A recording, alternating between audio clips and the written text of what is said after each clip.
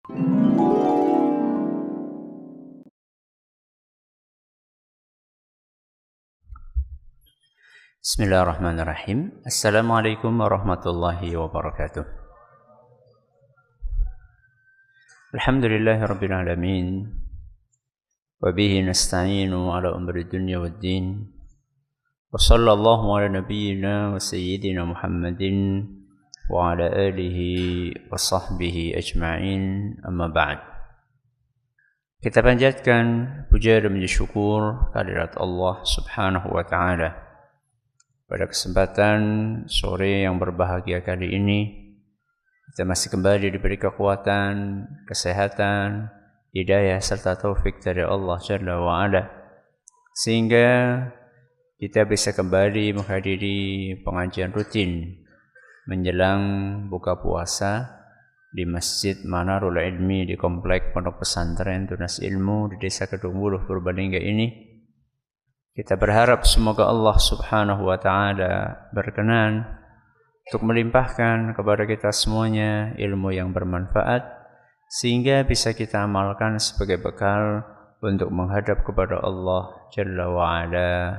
Allahumma amin.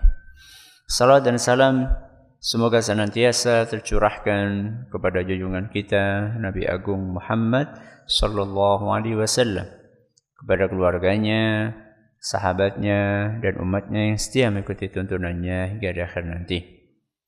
Para hadirin dan hadirat sekalian yang kami hormati dan juga segenap pendengar Radio Insani 88.8 FM di Purbalingga, Purwokerto, Banyumas, Banjarnegara, Cilacap, Wonosobo, Kebumen dan sekitarnya, serta para pemirsa UFI TV dan Yakia TV yang mudah-mudahan senantiasa dirahmati oleh Allah Azza wa Jalla.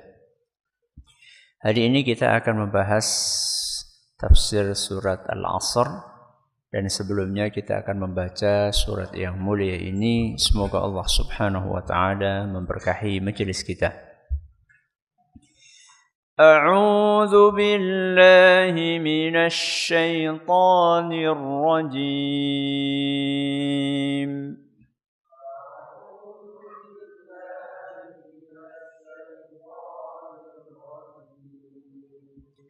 بسم الله الرحمن الرحيم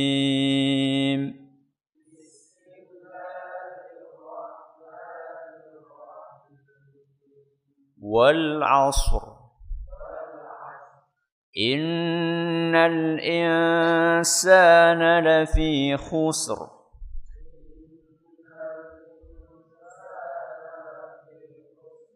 إلا الذين آمنوا وعملوا الصالحات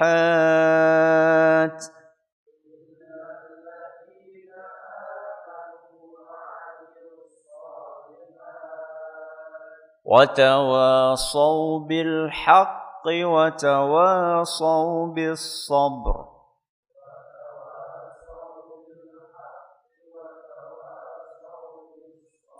Jamaah sekalian kami hormati, surat Al-Asr ini adalah surat Makkiyah menurut mayoritas ulama. Surat apa? Makkiyah menurut mayoritas ulama. Surat ini terdiri dari berapa ayat? Berapa ayat? 3 ayat. Pendek atau panjang? Pendek. Makanya sering jadi surat favorit. Sering jadi surat favorit karena pendeknya atau karena kandungannya. Imam Syafi'i rahimahullahu ta'ala beliau pernah mengatakan, "Lau tadabbaran nasu hadhihi surah lawasi'athum."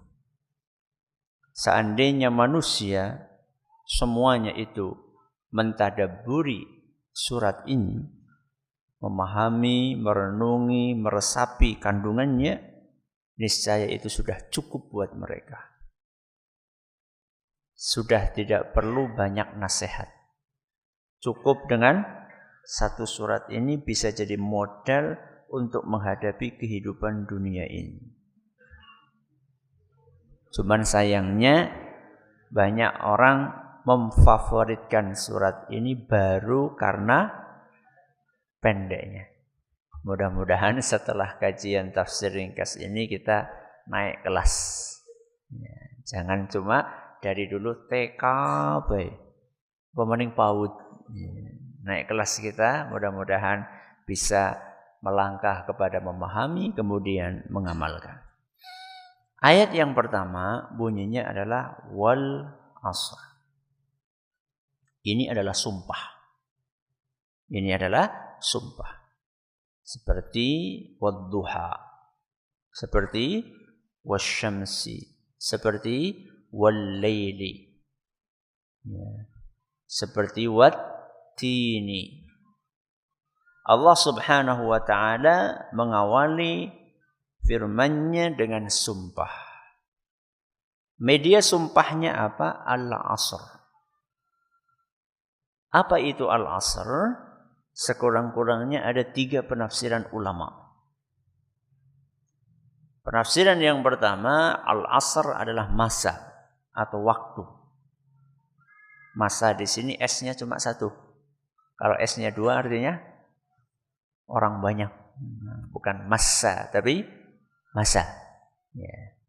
Masa atau waktu. Penafsiran yang kedua adalah sore hari. Waktu sore. Penafsiran yang ketiga adalah sholat asar. Coba diulangi. Ada berapa penafsiran? 3. Yang pertama, masa atau waktu. Yang kedua, sore hari. Yang ketiga, sholat asar. Yang pertama, waktu. Kenapa? Waktu ini dijadikan sebagai media sumpah oleh Allah Subhanahu wa taala karena waktu ini istimewa. Masa atau waktu itu istimewa. Apa istimewanya? Masa atau waktu itulah wadah dari perbuatan kita. Kita berbuat itu ada wadahnya, ada tempatnya. Tempatnya itu adalah waktu. Dan seluruh kejadian juga wadahnya adalah waktu itu. Baik kejadian yang telah lampau, ataupun yang terjadi sekarang, ataupun yang akan terjadi di masa yang akan datang. Entah itu kejadian yang menyenangkan atau kejadian yang menyedihkan. Kejadian yang enak maupun kejadian yang tidak enak. Yang menimpa satu orang atau orang banyak. Semuanya itu wadahnya adalah masa atau waktu. Ini penafsiran yang pertama. Penafsiran yang kedua, wal asri artinya adalah waktu sore. Kenapa Allah Subhanahu wa taala bersumpah dengan waktu sore? Karena waktu sore itu waktu yang istimewa. Waktu sore adalah waktu yang istimewa. Makanya di dalam agama kita ada zikir pagi, sore. Karena waktu pagi adalah waktu yang istimewa dan sore juga waktu yang istimewa. Allah Subhanahu wa taala berfirman dalam surat Al-Ahzab ayat 41 sampai 42. Surat apa? Al-Ahzab ayat 41 sampai 42. Allah Azza wa Jalla berfirman, "Ya ayyuhalladzina amanu dzkurullaha dzikran katsira." Wahai orang-orang yang beriman, zikirlah yang banyak. Zikirlah yang banyak. Kapan? Kapan? Kapan saja. 24 jam. Setelah itu Allah lanjutkan firman-Nya, wasabbihuhu bukratan wa asila. Dan bertasbihlah kalian di waktu pagi dan di waktu sore. Ayat berapa sampai berapa tadi? Ayat 41 dan 40. Ayat 41 isinya Allah memerintahkan kita untuk zikir yang banyak. Kapan? Kapan saja. Ayat yang kedua Allah memerintahkan kita untuk bertasbih. Kapan? Di waktu pagi dan sore. Saya tanya, tasbih itu zikir atau bukan? Zikir. Pagi dan sore itu waktu atau bukan? waktu. Kenapa diulang sama Allah Azza wa Jalla? Karena tasbih itu istimewa. Dan waktu pagi dan sore juga istimewa. Maka perlu mendapatkan penegasan dari Allah Subhanahu wa taala.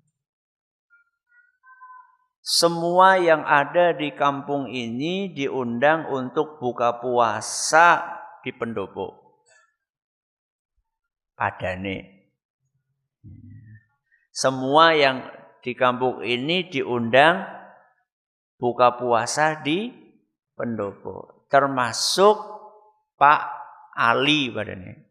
Nek ana sing jenenge Ali. Termasuk Pak Ali. Pak Ali itu warga kampung atau bukan? Warga kampung. Kenapa disebutkan? Spesial. Ya. Aja ngasih keriwat ya Pak Ali ya. Padahal Pak Ali itu sudah masuk dalam kategori warga kampung itu. Jadi Allah Subhanahu wa taala ketika menyebutkan, mengulang lagi, bukrata wa asila, waktu pagi dan petang, itu menunjukkan bahwa dua waktu ini adalah waktu yang istimewa. Makanya Allah menggunakannya sebagai media sumpah wal asri. Ini penafsiran yang kedua. Apa yang kedua? Sore hari. Penafsiran yang ketiga, kenapa? Salat asar. Kenapa salat asar disebutkan? Karena istimewa. Dijadikan media sumpah karena salat asar istimewa. Makanya Allah berfirman, hafidhu ala sholawati wassolatil wusto. Jagalah solat-solat kalian dan solat wusto. Solat wusto itu solat asar. Jagalah solat-solat kalian dan solat asar. Solat asar itu termasuk solat-solat atau bukan? Termasuk. Kenapa disebutkan? Karena istimewa. Istimewa juga sekaligus berat. Asar apa itu orang? Berat. Ya. Waktunya orang istirahat. Waktunya orang capek. Makanya di antara sholat yang paling sering diundur-undur adalah sholat asar. Ya. Ada yang baru pulang kerja, engkau disit lah. Ngopi disit. Ya. Layah-layah disit. Ada yang di PT, masa jam 3 wis bali, yang engkau jam 4, jam 5. Akhirnya asarannya jam 5:30. Ya. Kata dia, waktunya nanggung. Atau orang yang sudah terlanjur pulang, istirahat, baru jam 2 datang. Kira-kira kalau jam 2 sampai rumah bisa lep jam berapa? Jam 2:30 pada Indonesia. Asar jam 3. Nembe setengah jam. Enak setengah jam tidur langsung bangun? Gitu. Mumet. Abot sirah. Makanya Allah Subhanahu wa taala tekankan salat asar ini. Hafidhu 'alas sholawati wassolatil wusto. Jagalah salat-salat kalian, termasuk di dalamnya salat asar. Ini Allah sampaikan dalam surat Al-Baqarah ayat 238. Jadi Allah mengawali surat ini dengan sumpah wal asri. Ayat yang kedua. Setelah Allah Subhanahu wa taala bersumpah, maka Allah menyebutkan isinya. Ketika kita bersumpah kan bersumpah demi Allah. Demi Allah apa? Demi Allah aku cinta padamu. Nah, itu kan isinya. Ini isinya. Nah, sekarang setelah Allah bersumpah demi masa atau demi waktu, isinya apa? Sumpahnya itu ada dalam ayat yang kedua. Innal insana lafi khusrin. Sungguh manusia berada dalam kerugian. Sungguh manusia benar-benar berada dalam kerugian. Manusia di sini maksudnya semua manusia atau hanya orang kafir saja? Semua manusia? Wong Islamnya iya? Iya apa ora? Iya. Yakin ki? Jangan seluruh Islam mesti rugi. Sebagian ulama mengatakan al-insan di sini maksudnya orang kafir. Tapi banyak pakar tafsir mengatakan enggak, semua manusia. Karena ayatnya bunyinya insan. Insan artinya apa? Manusia. Ayatnya enggak bunyi kafir. Sesungguhnya orang kafir berada dalam kerugian. Tidak. Ayatnya bunyinya insan, manusia, berarti semuanya. Semuanya aslinya berada dalam kerugian. Kerugian itu apa? Kerugiannya tidak untung. Namanya orang bisnis rugi berarti tidak untung. Entah itu tidak untungnya total atau sebagian. Ada orang bisnis, ruginya itu total, berarti modalnya habis-bis. Itu namanya rugi total. Ada orang yang ruginya sebagian aja, antara keuntungannya dengan modalnya itu nggak ngejar, akhirnya nggak bisa untuk nutup modal. Ini ini rugi tapi tidak total. Nah, kalau orang bisnis biasanya modalnya adalah uang. Kalau orang hidup di dunia ini ingin beramal ukhrawi, maka modalnya adalah waktu. Modalnya adalah waktu, umur. Makanya Allah Subhanahu wa taala jadikan waktu ini sebagai media sumpahnya.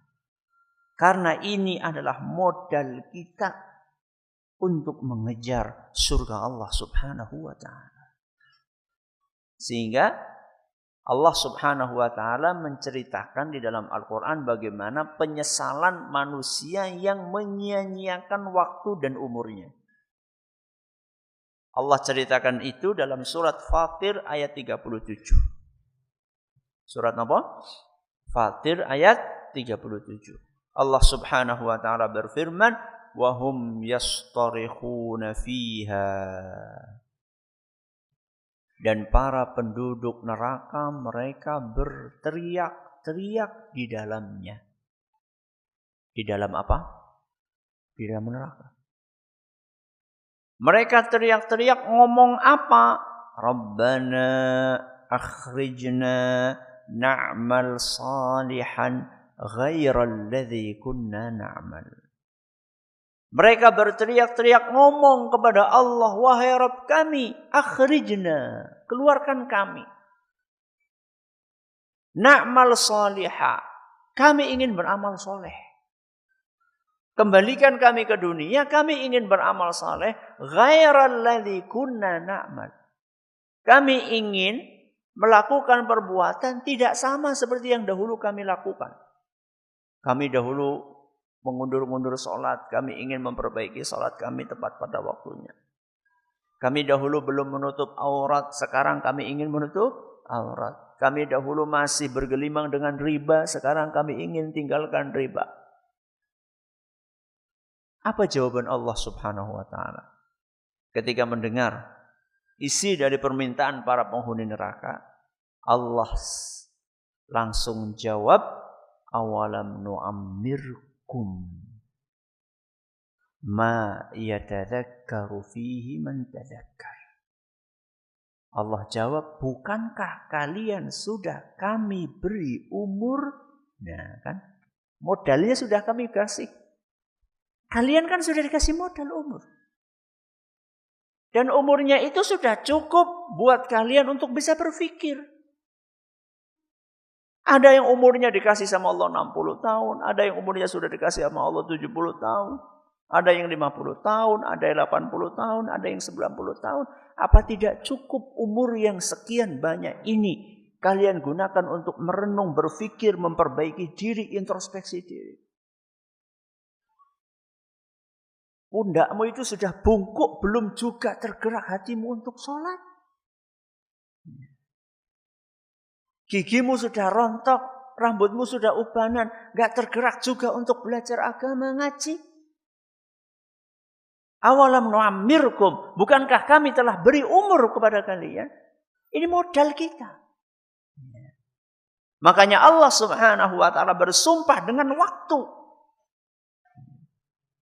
Manusia betul-betul berada di dalam kerugian ketika dia tidak menggunakan modal tersebut. Nah, namanya orang rugi, tadi kan saya katakan ada yang rugi total, ada yang rugi sebagian, parsial. Siapakah orang-orang yang rugi total? Orang-orang yang rugi total adalah orang-orang kafir. Mereka lah orang-orang yang rugi total. Makanya Allah Subhanahu wa ta'ala ketika menceritakan orang-orang kafir ini, Allah katakan mereka sebagai manusia-manusia yang betul-betul merugi. Allah sampaikan itu dalam surat Ali Imran ayat 85. Surat Ali Imran ayat 85. Wa may yabtaghi ghairal islami dina. Barang siapa yang mencari agama lain selain Islam, fala yuqbala minhu. Tidak akan pernah diterima ajaran tersebut oleh Allah Subhanahu wa taala. Wa huwa fil akhirati minal khosirin. Dan dia di akhirat akan termasuk orang-orang yang rugi. Total mereka ruginya. Kenapa mereka rugi total? Karena apapun yang mereka miliki tidak akan bermanfaat untuk menebus siksaan yang akan mereka rasakan. Walaupun mereka punya deposito triliunan, walaupun mereka punya lahan ribuan hektar, walaupun mereka punya mall puluhan, walaupun mereka punya kendaraan, punya jet, punya ini dan punya itu, apa yang mereka miliki ini tidak akan bisa digunakan untuk menebus kerugian tersebut. Karena mereka ruginya rugi total, gak bisa lagi ditebus. Allah sampaikan itu dalam surat Al-Maidah ayat 36. Surat Al-Maidah ayat 36. Innal ladzina kafaru. Sesungguhnya orang-orang kafir. Lihat, mereka yang rugi total. Lau anna lahum ma fil ardi jami'a. Seandainya mereka memiliki seluruh isi bumi. Jadi bukan cuma punya hutan sekian ribu hektar, bukan. Bumi semuanya milik dia. Lau anna lahum ma fil ardi jami'a. Seandainya apa yang ada di muka bumi ini semuanya jadi milik mereka. Wa mithlahu ma'ahu. Dan masih punya lagi isi bumi satu lagi. Berarti orang kur isinya bumi. Anak bumi maning jadi ngone dheweke. Berarti berapa bumi? 2 bumi. Kalau seandainya mereka punya isi 2 bumi, liyaftadu bihi min adzabi yaumil qiyamah. Dan semua isi 2 bumi tadi tersebut digunakan oleh dia untuk menebus nasibnya. Sebagai tebusan dia supaya tidak disiksa di hari kiamat. Ma tuqubila minhum. Tidak akan pernah diterima oleh Allah Subhanahu wa ta'ala. Anda pikir di penjara dunia, Pak? Anda pikir Anda berhadapan dengan hakim dunia, Pak? Anda pikir Anda berhadapan dengan sipir sing isi doyan duit, apa? Anda bisa menyuap di dunia. Akan tetapi di akhirat hakimnya yang maha adil, Allah Subhanahu wa ta'ala. Maka orang-orang kafir mereka adalah ruginya rugi total. Karena apapun yang mereka miliki tidak akan bisa digunakan untuk menebus kerugian tersebut.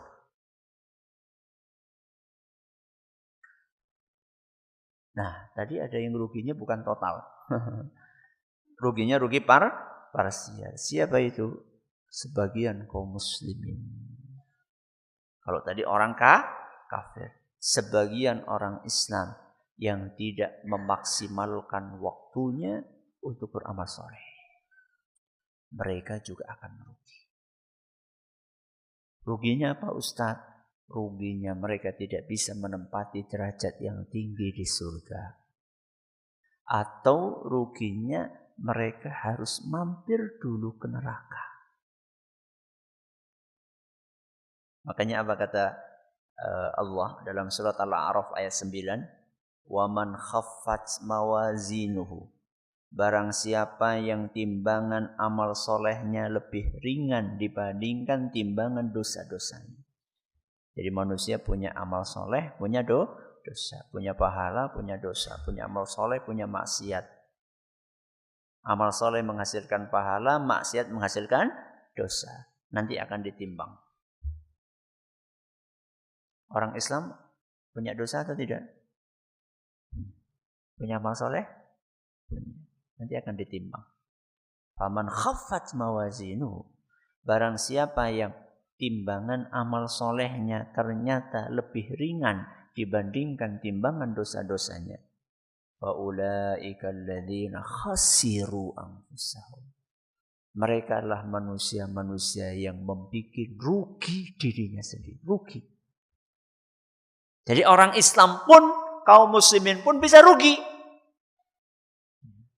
Ruginya apa tadi? Tidak jadi menempati derajat yang tinggi di surga. Atau kalaupun masuk surga, mampir dulu di neraka. Rugi atau tidak? Rugi. Tanggane wis pada mlebu surga dhisik, iki dadakan transit. Jadi betul-betul rugi.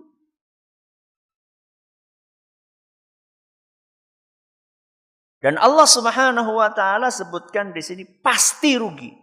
Dari mana kata-kata pasti ini? Kata pasti ini pertama dari sumpah di awal. Demi masa. Yang namanya sumpah pasti itu adalah ingin menjelaskan betapa seriusnya masalah ini. Kemudian setelah itu kata pasti juga diambil dari kata inna. Sesungguhnya.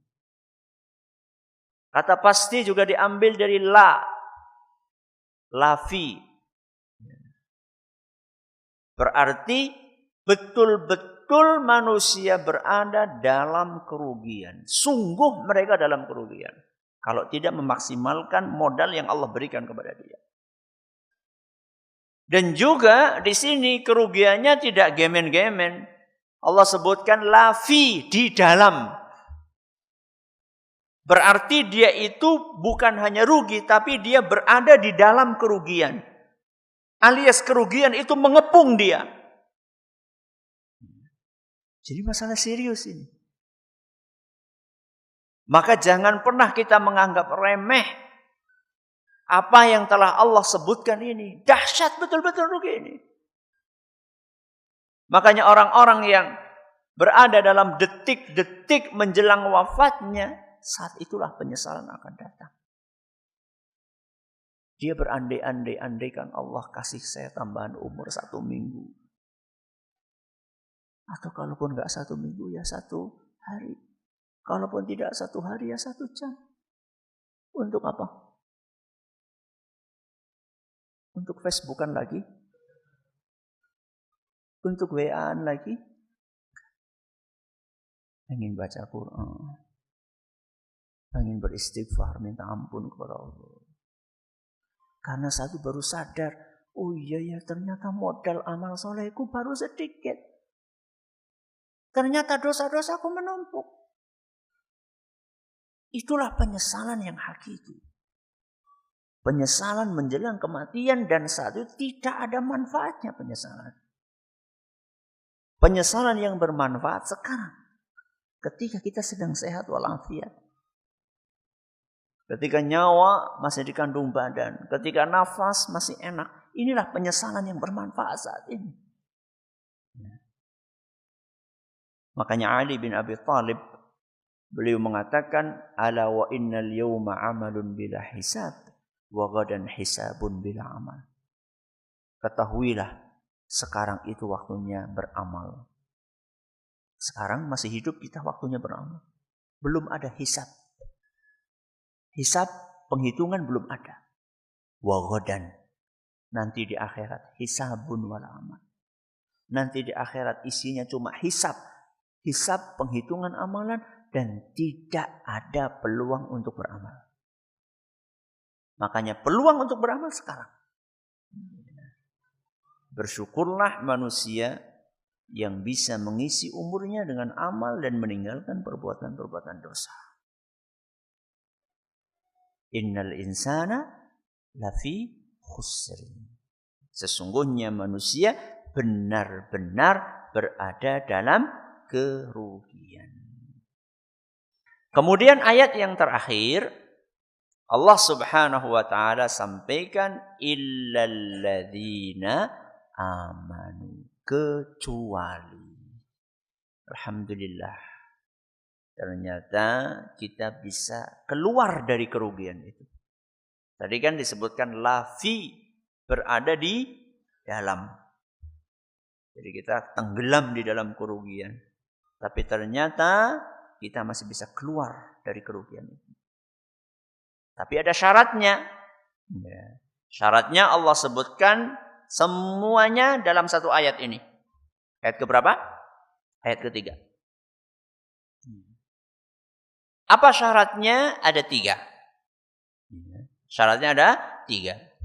Illalladzina amanu. Ini syarat yang pertama. Kok ada 3? Ada 4. Lupa. Ada berapa? Ada 4. Illalladzina amanu. Ini yang pertama. Wa amilus shalihat. Ini yang kedua.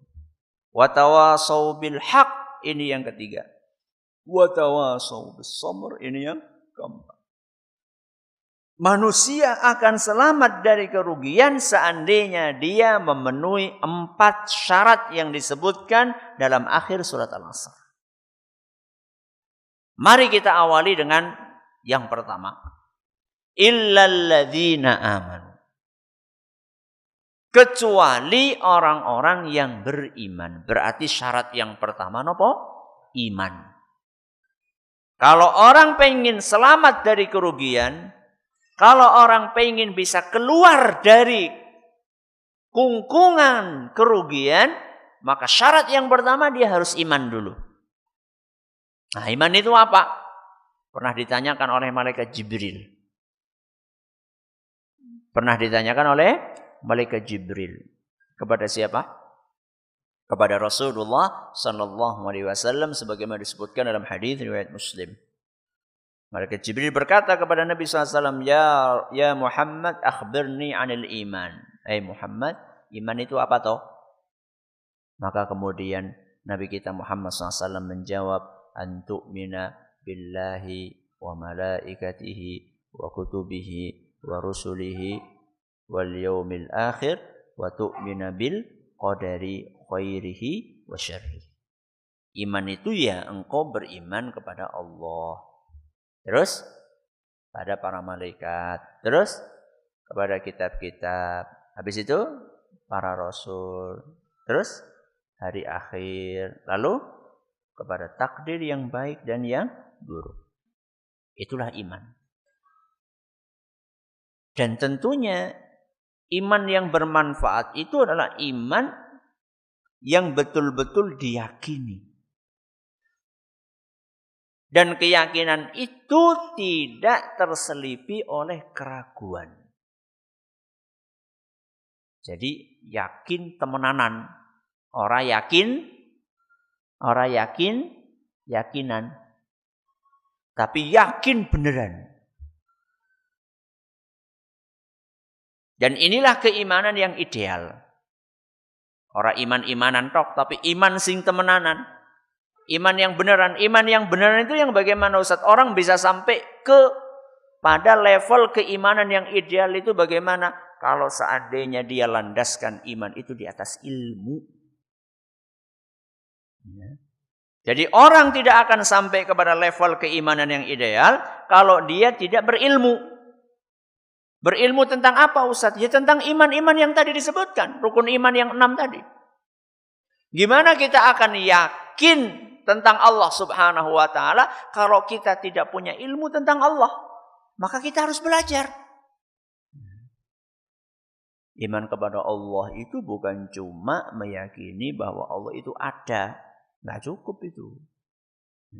Abu Jahal pun meyakini kalau Allah ada. Jangan kan Abu Jahal. Makhluk yang lebih parah dari Abu Jahal. Siapa? Iblis. Iblis juga meyakini Allah itu ada. Makanya Iblis memanggil Allah apa? Rabbi. Rabbi bima aghwaytani. Dia memanggil Allah Rabbi. Berarti dia percaya nggak Allah ada? Percaya. Jadi meyakini Allah ada, itu belum cukup.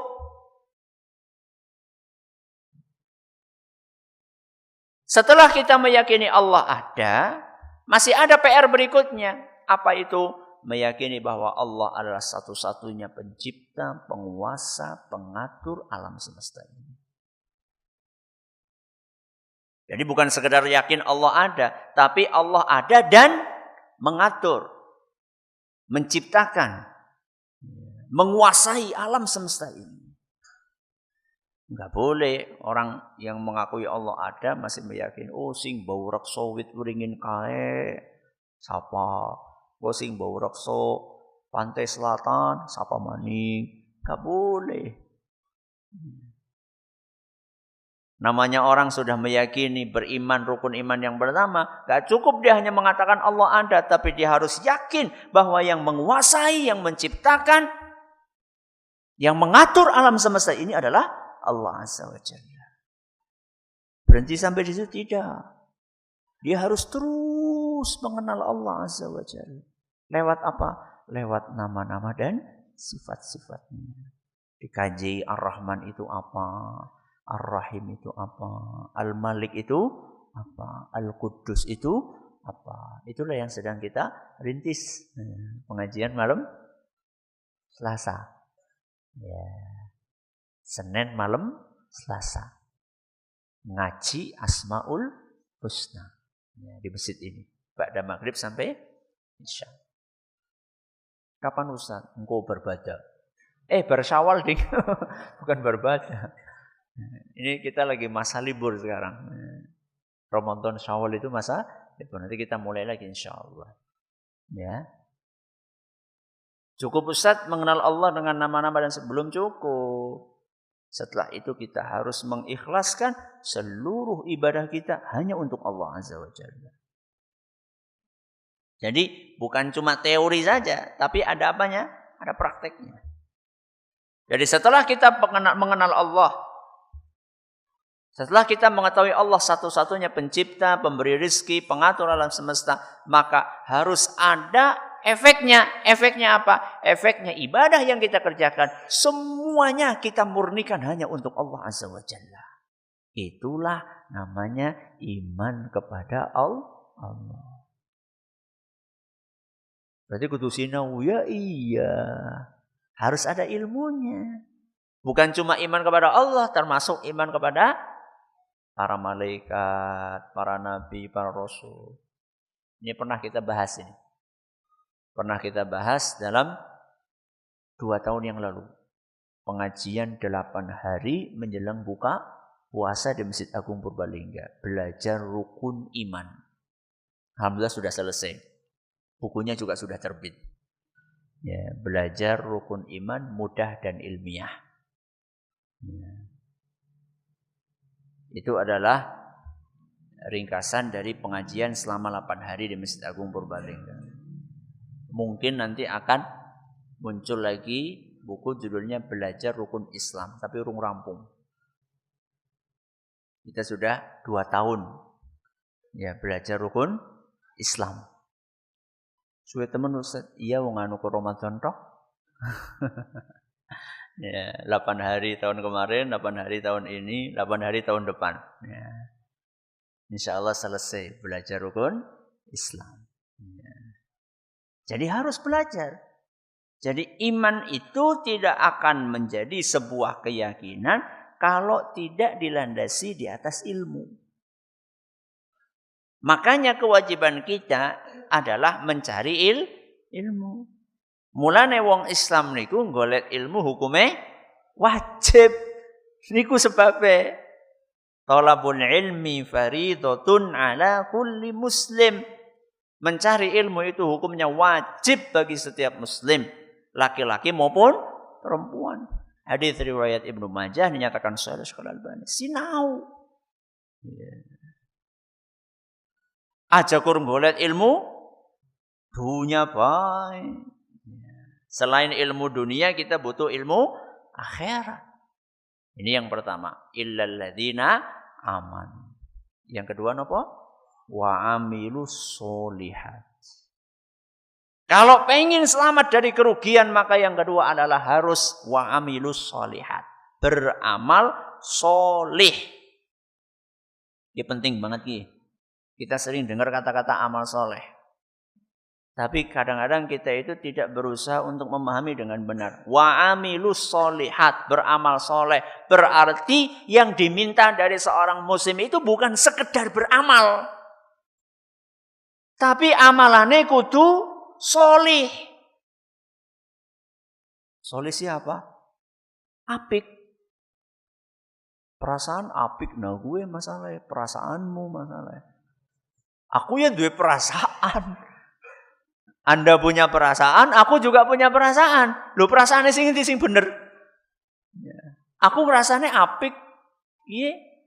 Loh caranya be apik. Maka harus ada ukurannya. Baik menurut siapa? Karena yang baik menurut saya belum tentu baik menurut Anda. Yang baik menurut Anda belum tentu baik menurut saya. Kan jadi relatif, bingung kan? Maka ukurannya adalah baik menurut Allah, baik menurut Rasul SAW. Kalau ini sudah tidak relatif lagi, sudah menurut Allah baik, menurut Rasul SAW baik. Terus yang baik menurut Allah dan baik menurut Rasul itu yang bagaimana? Kita kan sering dengar ayat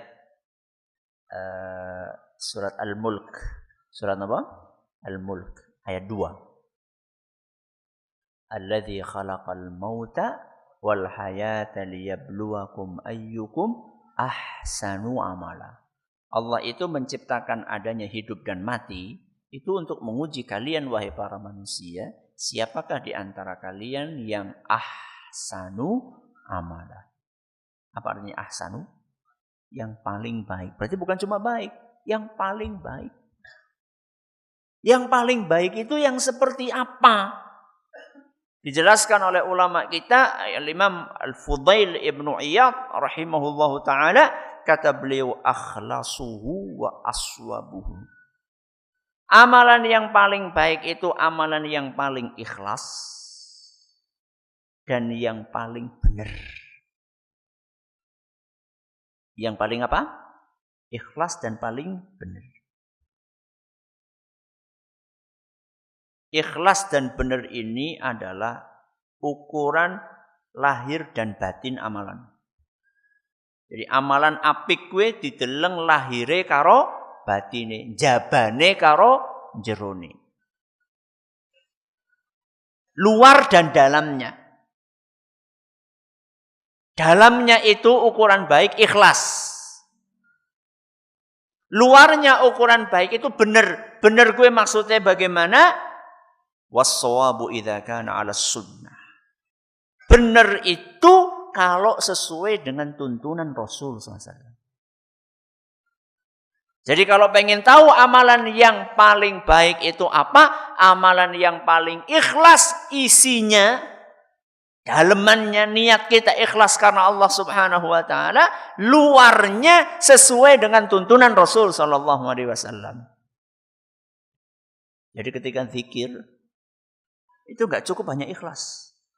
Tapi zikirnya sesuai atau tidak bacaannya, caranya, waktunya sesuai dengan apa yang diajarkan sama Rasulullah SAW atau tidak. Ketika sholat gak cukup hanya sekedar ikhlas, gak cukup hanya sekedar khusyuk. Luarnya gerakannya sesuai dengan apa yang diajarkan sama Rasulullah SAW atau tidak. Bacaannya, waktunya, jumlah rakaatnya. Itu namanya wa'amilus sholihat. Maka PR kita kalau pengen selamat dari kerugian tersebut, harus setelah beriman, harus beramal sholih. Jadi urutannya kayak gue. Ya, orang pengen beriman, dia harus berilmu. Setelah berilmu, dia beramal sholih. Gak cukup dia hanya amal tanpa ilmu. Gak cukup. Atau ilmu gak nganggo, amal juga gak cukup.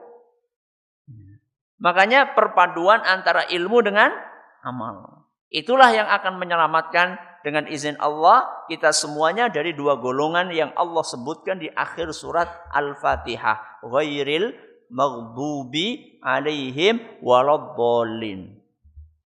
Al-maghdubi alaihim, orang yang dimurkai oleh Allah adalah manusia-manusia yang berilmu tapi tidak mengamalkan ilmu. Waladhdallin, manusia yang tersesat, golongan yang kedua adalah manusia-manusia yang banyak amal tapi enggak pakai ilmu. Sudah berapa syarat ini? 2. Illal ladzina amanu, terus wa amilus sholihat. Syarat yang ketiga, napa wau? Wa tawasau bil haq.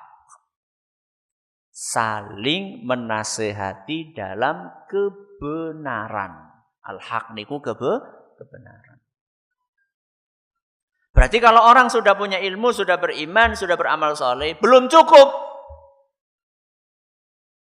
Kalau dia pengen betul-betul terlepas dari kerugian, dia harus saling menasehati dalam kebaikan. Ini namanya mengkikis penyakit egois. Aja mikir selamat awake dhewe ketok. Jangan cuma memikirkan keselamatan diri kita. Makanya perhatikan ayat Al-Quran apa? Ya ayyuhalladzina amanu qu anfusakum. Terus wa ahlikum nara. Wahai orang yang beriman, jagalah diri kalian dan keluarga kalian. Kita enggak boleh egois. Kita sebagai suami sudah ke masjid, istri kita sholat apa tidak? Ibu-ibu panjenengan sudah ngaji, suami jenengan ngaji atau tidak? Bapak ibu panjenengan sudah rajin tekun puasa, anak jenengan puasa atau tidak? Ini tanggung jawab kita semuanya. Ya. Gak cukup kita hanya sekedar soleh pribadi kita. Kita juga berusaha untuk muslih, memperbaiki lingkungan kita. Dimulai dari lingkungan yang paling dekat siapa? Keluarga.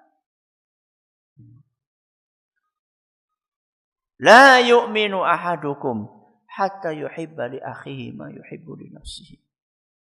Kalian tidak dianggap beriman sampai kalian mencintai saudara kalian seperti kalian mencintai diri kalian sendiri. Hadis riwayat Bukhari. Panjenengan bahagia atau tidak dapat hidayah? Senang napa mboten? Senang. Maka kita harus berusaha bagaimana keluarga kita pun bahagia seperti kita. Mendapatkan hidayah seperti kita mendapatkan hidayah. Kalau kita belum ada perasaan itu, maka kita belum dianggap beriman. Maka masing-masing dari kita berpikir. Masing-masing dari kita merenung, introspeksi diri. Apa yang sudah saya perbuat untuk menebarkan kebaikan kepada orang lain. Jangan cuma mikir perut dan apa yang di bawah perut. Orang Islam itu nggak boleh pola pikirnya seperti itu. Apa kata Buya Hamka rahimahullah?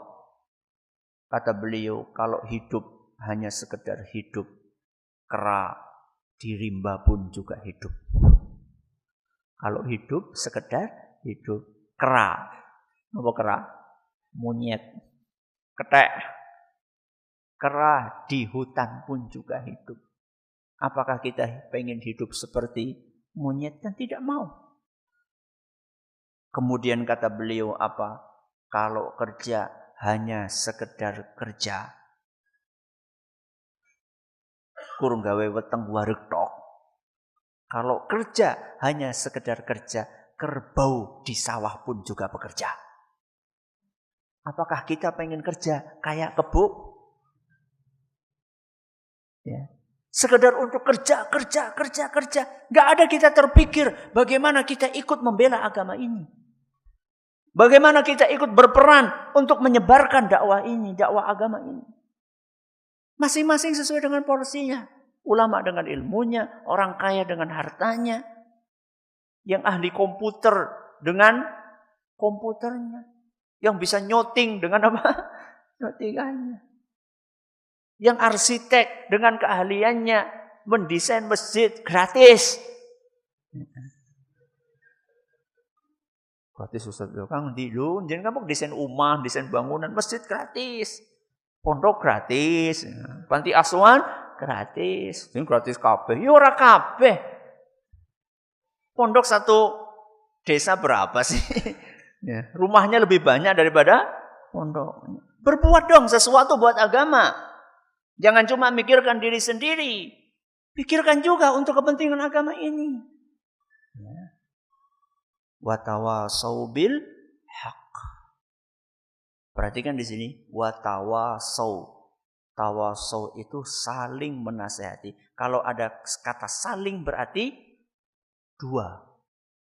Komunikasi dua arah. Jadi jenengan gue aja kur senengin nasihati tok. Kudu siap dinasehati. Gue maksudnya. Dalam rumah tangga. Anda sebagai kepala rumah tangga. Anda selain punya kewajiban untuk menasehati istri dan anak-anak. Anda juga harus siap untuk dinasehati oleh istri dan anak jenengan. Gue namanya watawasau. Saling menasehati. Panjenengan jadi guru di sekolahan. Panjenengan itu guru bukan manusia suci. Artinya bisa salah. Maka selain Anda menasihati murid Anda, jangan gengsi kalau suatu saat Anda dinasihati oleh murid Anda. Itu namanya watawasau, saling menasihati. Ustadz juga pada baik. Jadi ustadz itu bukan cuma menasihati santrinya. Suatu saat ustadznya salah, santrinya ya menasihati ustadznya. Harus siap. Itu namanya watawasau.